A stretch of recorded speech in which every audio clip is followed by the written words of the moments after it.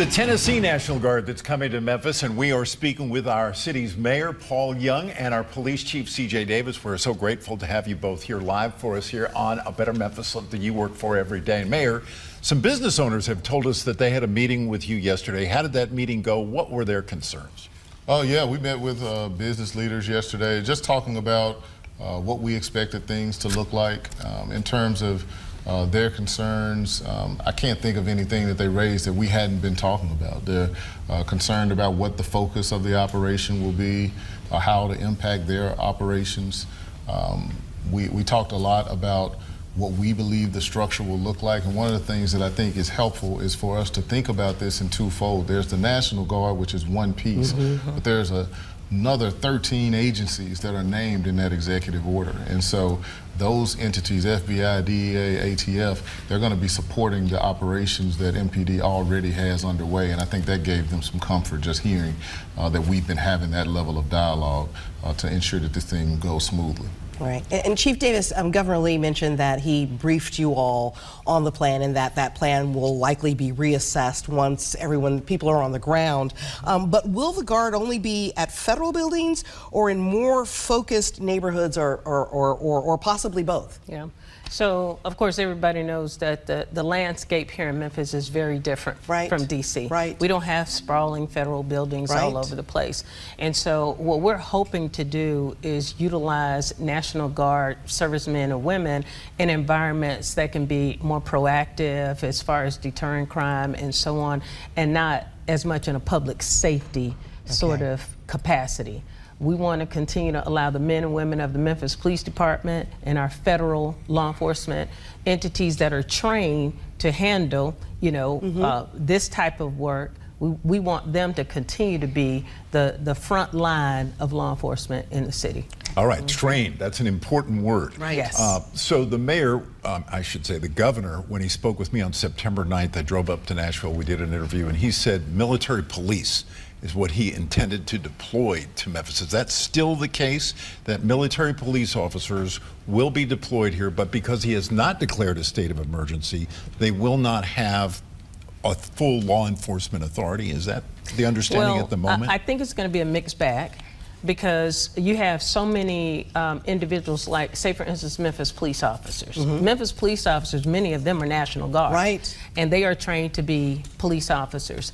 However, those individuals that may get deployed to Memphis, they could be a combination. They could be people that have businesses or dentists, and they may be individuals that are military police as well.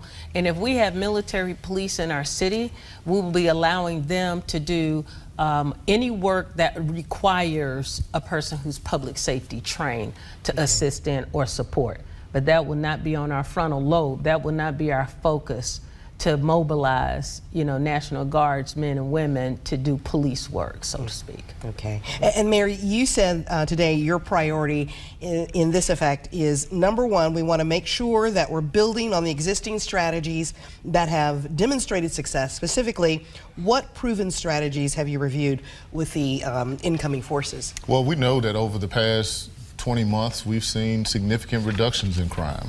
And that has happened because of the work that we've put in. Things like Code Zero that MPD has been doing in partnership with agencies, law enforcement agencies throughout the region. There's the Fugitive Task Force, where they were able to identify and bring in over 1,000 individuals over a 90-day period.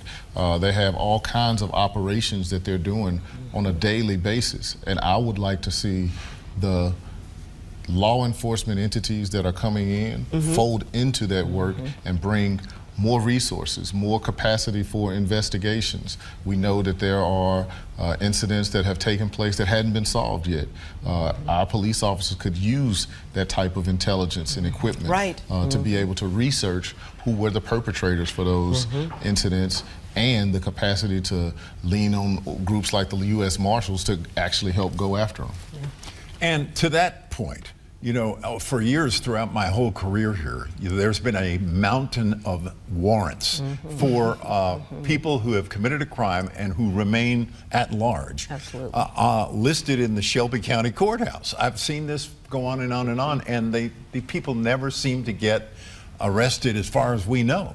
And so it's low-hanging fruit Yeah. for these U.S. Marshals and federal forces, these FBI agents, to go there and start rounding these folks up, right? Absolutely, and we do believe that the fugitive task force that we established here in Memphis to really focus on all of these individuals that have just been on a list of outstanding warrants, and to start attacking those lists, mainly because we know that some of those individuals are out and continue to commit crime. Right. And so, you know, with thousands of outstanding warrants, we want these federal resources to help us to accelerate that work. And we're talking about people who have committed homicides in our city and other violent crimes. That's what our focus is on. And so we believe that some of the work, some of the creative work that we've done with just the men and women that we have, it has contributed to the reduction of crime. The State Patrol has helped to contribute to a reduction in crime. But all of these elements together are going to help us move to a better place.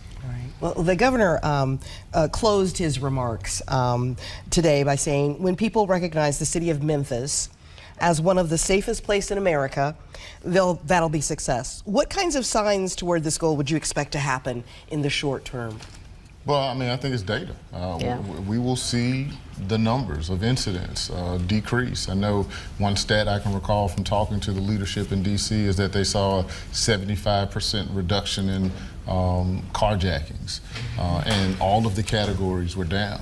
And we want to see similar decreases. And for us, we want to make sure that it's not just a blip, but it's something that we are able to sustain long term. And so we know it's going to take investments in those other areas, like I talked about, in order to make sure that we sustain those gains. Well, it's a new day in crime fighting in our city. Truly. You didn't invite these federal forces to come. You didn't invite the National Guard, but the mayor is responsible for the city, and the governor made the choice to go ahead with the executive order from the White House. And so here we are.